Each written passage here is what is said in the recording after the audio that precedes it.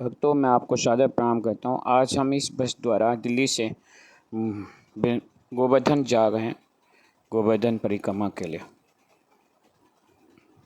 ये हैं प्रभु राम पचौरी, इनके यहाँ रहने की उचित व्यवस्था है। ये देखिए, यहाँ आए तो आप यहाँ ठहर सकते हैं।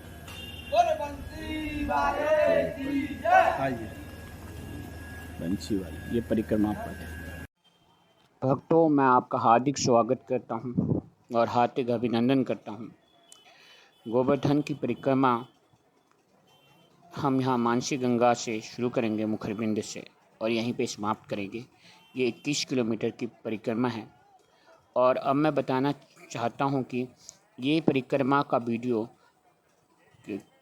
कई भाग्स में निकलेगा, पार्ट 1, पार्ट 2, पार्ट 3 करके। अब सबसे पहली बात हम जान लेते हैं कि परिक्रमा कब की जाती है। प्रत्येक महीने के शुक्ल पक्ष की एकादशी से पूर्णिमा तक परिक्रमा की जाती। परिक्रमा पथ में कुसुम सरोवर, चकलेश्वर महादेव, जतिपुरा, दान घाटी, पुछड़ी का लोटा, मानसी गंगा, गाधा कुंड, उद्धव कुंड आदि आते हैं।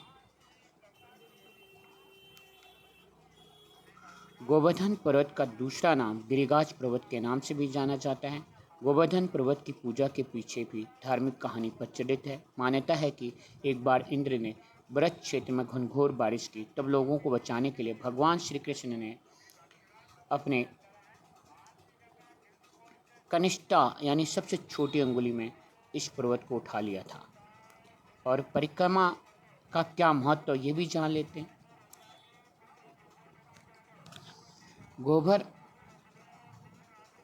जब दीपावली होती है, दीपावली के चौथे दिन गोवर्धन पर्व होता है। उस दिन गोवर्धन की पर्वत की परिक्रमा करने से मोक्ष की प्राप्ति होती है, ऐसा कहा जाता है।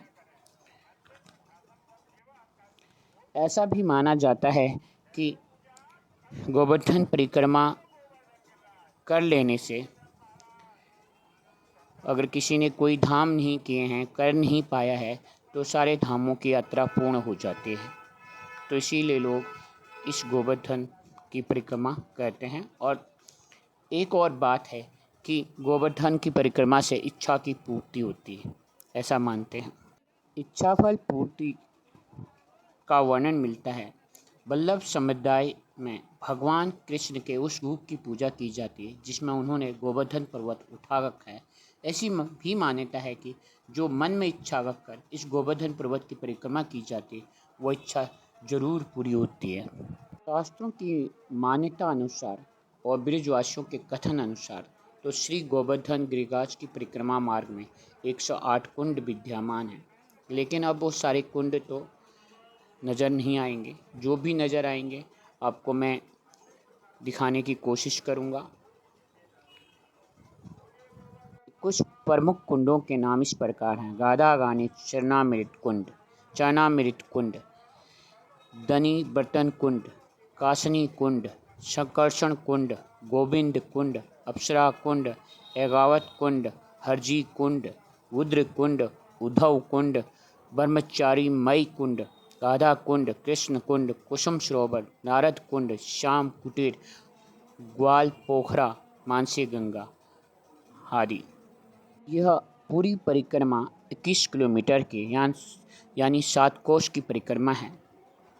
और परिक्रमा का नियम यह है कि एक जगह से शुरू करके उसी जगह आपको वापस आना है।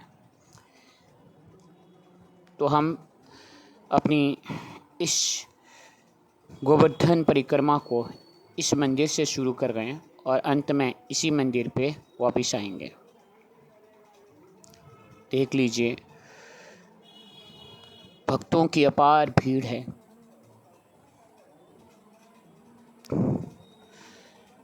और हम भी इस भीड़ में समाहित हो गए हैं।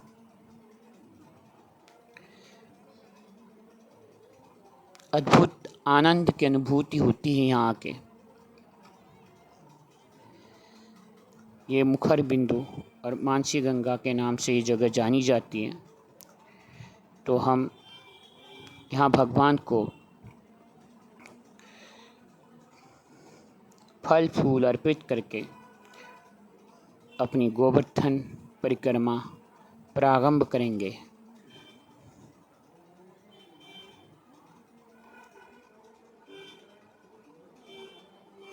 भीड़ तो बहुत ज़्यादा है, आप भी देखिए। ये प्रभु के दर्शन, राधा कृष्ण के दर्शन हमें सामने हो गए हैं।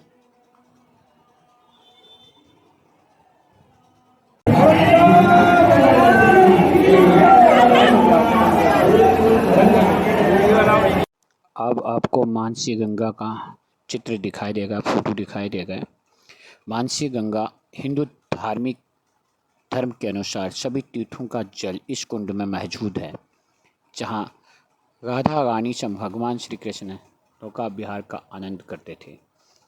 इसके बारे में एक मान्यता है कि एक बार कंस ने वृत्तासुर नाम के दैत्य को भगवान कृष्ण का वध करने के लिए भेजा था। तब वो दैत्य बछड़े के रूप में कृष्ण के गायों में शामिल हो गया और कन्हैया ने उसे पहचान कर मार डाला। तब राधा रानी ने उनसे कहा कि आपने गो हत्या की है, आपको पापों से मुक्ति के लिए तीर्थ यात्रा करनी चाहिए। तब कृष्ण ने अपने बंसी से एक कुंड का निर्माण किया और सभी तीर्थों से प्रार्थना की कि सब तीर्थों का जल इस कुंड में समाहित हो जाए। तो तभी से ये कुंड बना, और क्योंकि भगवान श्री कृष्ण के मन से प्रकट हुआ था, इसीलिए इसे मानसी गंगा के नाम से जाना जाता है। और माना जाता है कि इस गंगा में स्नान किए बगैर गोवर्धन की परिक्रमा को पूरा नहीं माना जाता है। इसीलिए अगर आप स्नान कर चुके हैं तो पंच स्नान कर लीजिए यहाँ पे, फिर यात्रा को प्रारंभ कीजिए। मानसी गंगा का अति महत्व है। मानसी गंगा के उत्तरी तट पर गोवर्धन का मुखर बिंद है। यहाँ गोवर्धन का दर्शन बैठी हुई गाय के समान है, जिसका पिछला भाग पुछड़ी है। उन्होंने अपनी गर्दन को घुमाकर मुखमंडल को अपने पेट के निकट रखा है। उनके दोनों नेत्र राधा कुंड और श्याम कुंड हैं। यहाँ गिरिराज के मुखरबिंद के बहुत सुंदर दर्शन होते हैं। ये प्रतिदिन इनका अभिषेक, पूजन और अंगकूट का आयोजन होता है, इसीलिए इस जगह का नाम मुखरबिंद है। और मानसी गंगा,